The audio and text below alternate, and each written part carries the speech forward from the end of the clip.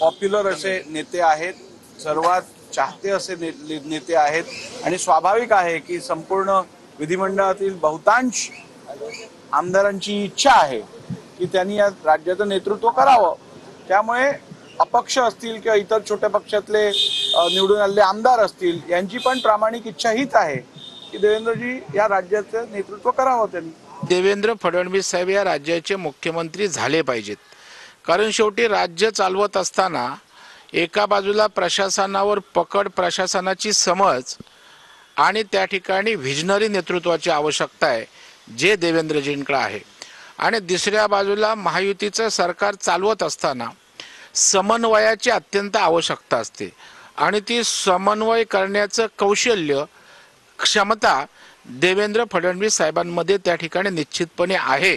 आमचे सगळ्यांचे नेते आदरणीय देवेंद्र फडणवीस साहेब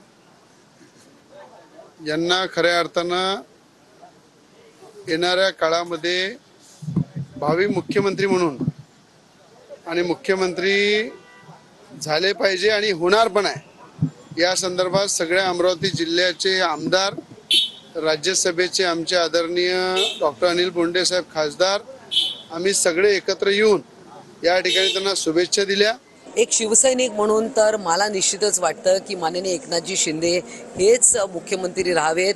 तिघेही जण दिल्लीला जाणार आहेत आणि यातनं नक्कीच चांगली बातमी आपल्याला ऐकायला मिळेल। एकनाथ शिंदे मुख्यमंत्री हे आणि इतर दोन उपमुख्यमंत्री, तर हे समीकरण हे एक सक्सेसफुल फॉर्म्युला झाला आहे। हा सक्सेसफुल फॉर्म्युला पुन्हा रिपीट झाला पाहिजे। तर मला तुमच्याचकडनं, तुमच्याच टीव्ही चॅनलवर मी पाहतेय हे सूत्र वगैरे, यामध्ये अधिकृत तर माझ्याकडे कोणतीही माहिती उपलब्ध नाही।